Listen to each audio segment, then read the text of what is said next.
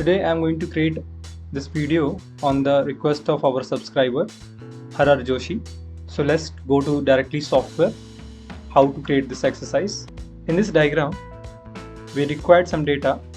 First, the distance of all the line is 50 mm.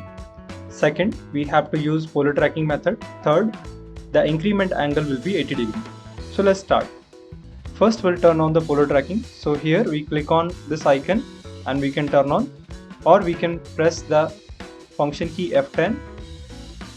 After that we'll take drafting setting. For that we'll take shortcut key DS enter. Now here we'll change the increment angle to 80. OK. Now we'll take a line command L enter.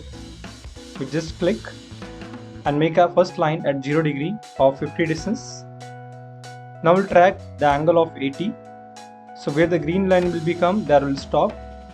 So here we'll type the distance 50, enter. Similarly we'll track the next angle. So again green line will come, we'll type the distance 50.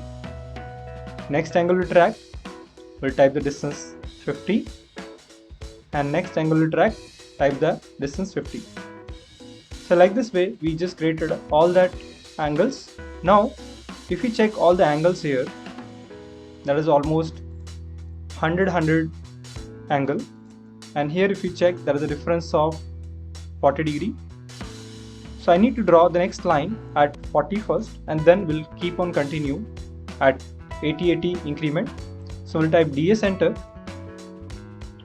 go to additional angle. First angle I'm taking 40 degree, taking new angle 40 plus 80, that is 120, 120 plus 80, that is 200, 200 plus 80, that is 280, and OK. Now we'll take line command L enter. We'll click on this and track the first angle 40 degree, typing a distance 50.